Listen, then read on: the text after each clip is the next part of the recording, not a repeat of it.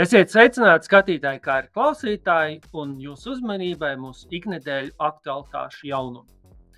Otrdien tirgos notika būtiskas izmaiņas pēc ASV inflācijas datu izziņošanas. Gan ilgtermiņa, gan īstermiņa ienesīgums ASV kritās.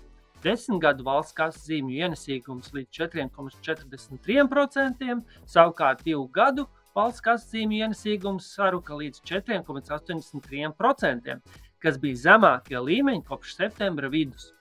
Akciju tirgi pieauga un dolārs pavājinājās par 1,7% attiecībā pret eiro, kas bija lielākais kritums gada laikā. Tirgus lielā mērā ir dzēsis cerības uz Fed turpmāku likmju kāpumu un nosaka aptuveni 70% varbūtību, ka nākamā gada maijā likmes tiks samazinātas, kas ir arī mūsu prognoze.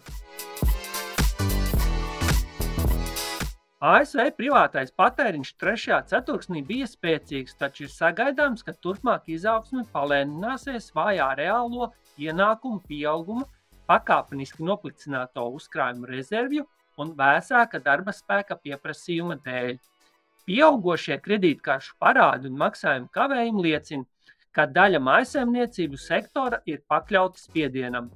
Cerības uz mīksto piezemēšanos ASV atbalstīja gan pazīmes, kas liecina par mierīgākiem patēriņa izdevumiem oktobrī, gan ražotāju cenu kritumu, kas bija lielāks nekā gaidīts.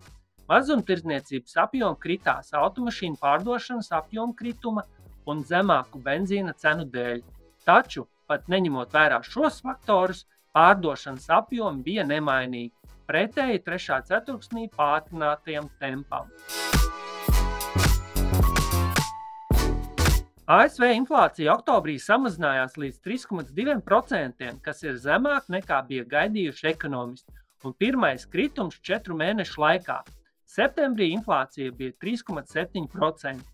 Pamata inflācija, kas izslēdz svārstīgās pārtikas un enerģijas cenas, arī bija nedaudz zemāka nekā prognozēja ekonomisti. Gada griezumā samazinoties no 4,1% līdz 4%. Spēcīgāks nekā gaidīts iekšzemes koprodukta pieaugums ir izraisījis bažas, ka inflācijas palēnināšanās varētu apstāties. Pamatā esošās cenu izmaiņas joprojām ir nedaudz augstākas par tempu, kas atbilst Fed inflācijas mērķim. Tomēr svarīgs bija pazīmes, ka iepriekšējos 2 mēnešos atjaunotais pātrinājums neturpinājās. Arvien vairāk rādītāji liecina par plašāku Lielbritānijas ekonomiskās aktivitātes palēnināšanos. Pārkarsušais darba tirgus beidzot uzrāda atzišanas pazīmes. Piemēram, oktobrī ievērojami samazinājies jauno brīvo darbu vietu skaits un algu pieauguma temps krītas. Uzskatām, ka Anglijas banka ir pabeigusi likmju paaugstināšanu. Ja algas un inflācija neturpinās samazināties, kā gaidīts, Anglijas banka var būt spiesta atsākt likmju celšanas ciklu. Apvienotās karalistes inflācija oktobrī palēninājās straujāk nekā gaidīts līdz 4,6%. Pateicoties enerģijas cenu kritumam, patēriņa cenu indeksa pieaugums gada griezumā bija mazāks par ekonomistu prognozētajiem 4,8% un bija krietni zem septembra 6,7%. Straujo kopējās inflācijas kritumu daļēji noteica energoregulātora Ofgem cenu griestu samazināšana, kas atspoguļo zemākas gāzes vairumtirdzniecības cenas. Pārtikas cenu inflācijas palēnināšanās arī palīdzēja samazināt inflācijas tempu. Pakalpojumu inflācija, kas ir iekšzemes cenu spiediena mērs un kuru rūpīgi uzrauga Anglijas banka, samazinājās vairāk nekā gaidīts – no 6,9% līdz 6,6%. Pārtikas cenu inflācija strauji samazināsies, jo lauksaimniecības preču ražošana pieaug un pieprasījumu mazina vāja ekonomikas izaugsme. Specializētā pārtikas un lauksaimniecības biznesa banka Rabobank nākamā gada laikā prognozē, ka kopējo pārtikas cenu inflācija palēninās galveno pārtikas produktu, piemēram, cukura, kafijas, kukurūzas un sojas pupiņu cenu kritums, jo audzētāji palielina ražošanu, reaģējot uz augstajām cenām. Tikmēr pieprasījums samazināsies, jo patērētāji cīnās ar augsto procentu likmju un inflācijas ietekmi. Dažu izēvielu cenu kritums potenciāli palielinās peļņu piena, maizes un gaļas nozares uzņēmumiem. Valūtas fonds ir paaugstinājis Ķīnas ekonomikas izaugsmes prognozes. Fonds paziņoja, ka Ķīnas IKP šogad pieaugs par 5,4%, uzlabojot iepriekšējo prognozi no 5%. Fonds ir arī uzlabojis nākamā gada izaugsmes prognozi no 4,2% uz 4,6%.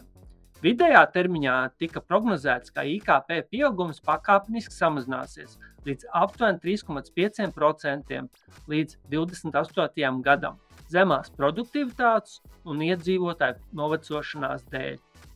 Nedēļas laikā tika publicēti vairāk statistikas dati, kas liecina, ka Ķīnas ekonomikā grūtības turpinās. Ceturtdien mājokļu cenu statistika par oktobru uzrādīja vēl 0,4% punktu samazinājumu mēneša griezumā. Tas nozīmē, ka kopš 21. gada maksimuma cenas šobrīd ir samazinājušās par aptuveni 3,3%. Šķiet, ka ekonomika ir sasniegusi zemāko punktu, un gan mazumtirdzniecība, gan rūpnieciskā ražošana oktobrī bija labāka nekā gaidīts. Mazumtirdzniecības apjoma oktobrī pieauga par 7,6%, salīdzinot ar ekonomisku prognozēm par 7%. Rūpnieciskā ražošana pieauga par 4,6%, nedaudz pārsniedzot gaidītos 4,4%.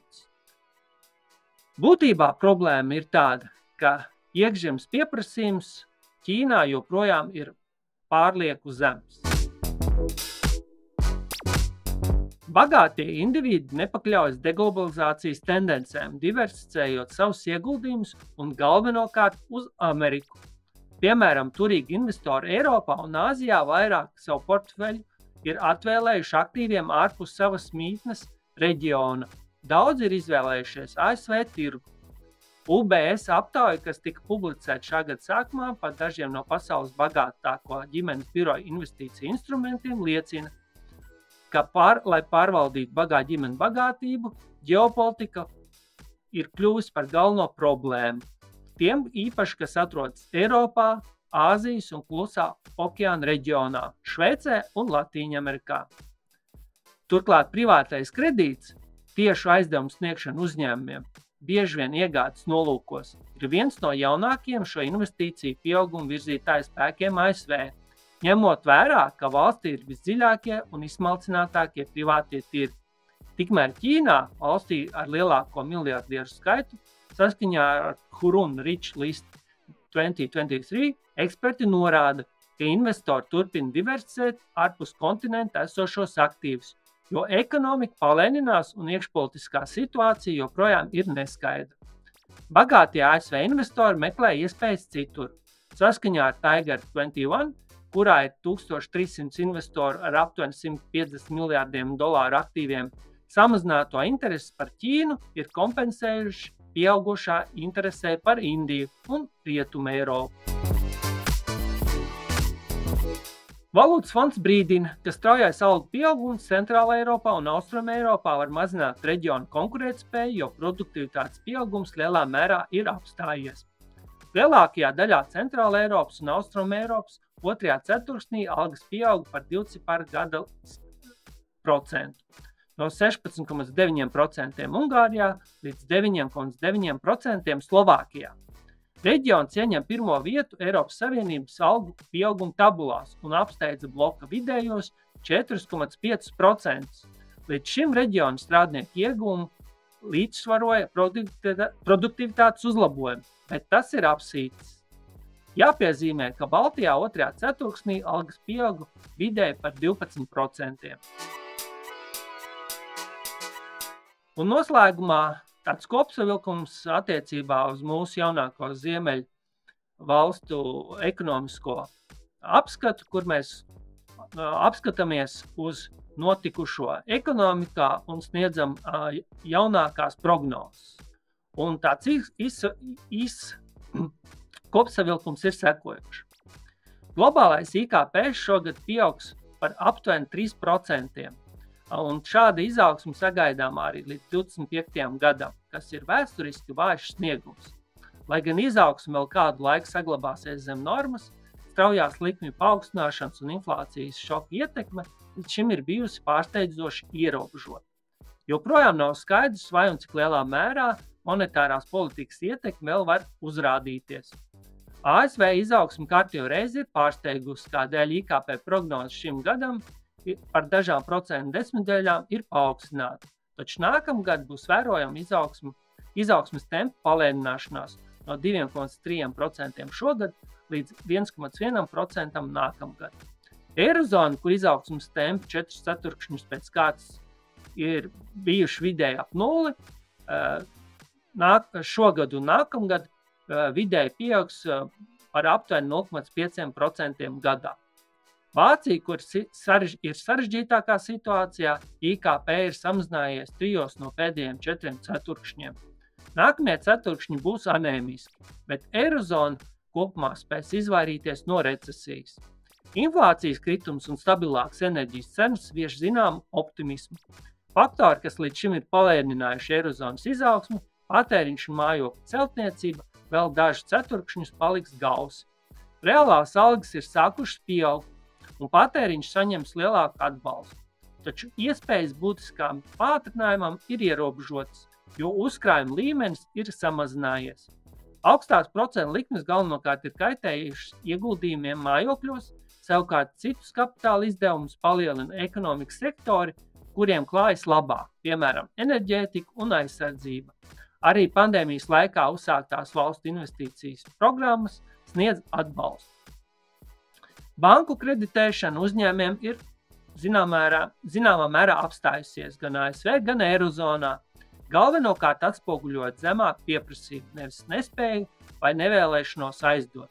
Tas ir dabisks monetārās politikas transmisijas mehānisma elements likmju paaugstināšanas cikla laikā. Gan Fed, gan ECB kredītu apsekojumi liecina, ka pieprasījums pēc kredītiem turpinās samazināties. Šobrīd inflācija tuvojas 3% līmenim gan ASV, gan Eirozonā. Tomēr pamatinflācija ir par aptuveni 1% punktu augstāka, kas centrālajām bankām ir svarīgākais rādītājs. Startautiski tirgoto preču cenas ir strauji kritušās, un arī ražotāju cenu indeksa statistika uzrāda kritumu. Taču elektroenerģijas cenas Eiropā joprojām ir ievērojami augstākas nekā pirms 2-3 gadiem. Starp tautsaimniecības nozarēm pastāv atšķirības uzņēmējdarbības cenu gaidās. Ražošanas sektors uzskata, ka cenas samazināsies, savukārt pakalpojumu uzņēmumu sagaida to kāpumu, lai gan mazākā mērā nekā iepriekš. No inflācijas viedokļa lielākais risks ir nepārtraukts pakalpojumu cenu kāpums. Straujāka inflācijas lejupslīde apvienojumā ar algu pieauguma tempu palēnināšanos var pārliecināt centrālās bankas samazināt bāzes likmi ātrāk par pašreizējām prognozēm. Darba tirgi ir parādījuši noturību un bezdarba līmenis ir saglabājies zems, taču gan ASV, gan Eiropā ir pazīmes, kas liecina, ka darba tirgus atdziest. Cits starpā samazinās brīvo darba vietu skaits, palielinās atlaišanas gadījumu skaits un palēninās darba vietu pieaugums. Tādās Eiropas valstīs kā Vācija un Zviedrija bezdarba līmenis pieaug, taču pieaugums būs mērens. Tikmēr no eksporta atkarīgās Baltijas valstu ekonomikas ir smagi skārusi vājā izaugsme Ziemeļvalstīs un Vācijā, lai gan pakalpojumu eksports ir bijis noturīgs. Vājais eksports ietekmēs arī aktivitāti apstrādes rūpniecībā. Darba samaksas pieauguma temps Baltijā samazināsies, bet ir augsts salīdzinājumā ar citām Eirozonas valstīm. Inflācija turpinās mazināties un pirktspējas atgūšanās veicinās patēriņa pieauguma atsākšanos. Investīcija aktivitāte atbalsta Eiropas Savienības fondu ieplūdes, kamēr privāto iniciatīvu nospiež augstās aizņemšanās izmaksas un arī nenoteiktība. Situācija stabilizēsies pakāpeniski līdz ar pirktspējas atgūšanos ārējos tirgos un patērētāju noskaņojumu nostiprināšanos. Bezdarba līmenis visticamāk nedaudz pieaugs. Igaunijas ekonomika šogad piedzīvos dziļāko lejupslīdi Eiropas Savienībā par 2,5%, salīdzinājumā ar Lietuvu un Latviju, kur ekonomikas saruks par 0,2%. Samazināts arī nākamā gada izaugsmes prognozes. Igaunija nākamgad piedzīvos neizteiksmīgu atgūšanos 0,4% apmērā. Lietuvā tiek sagaidīta izaugsme 1,5% apmērā, bet Latvijā 2,2% apmērā.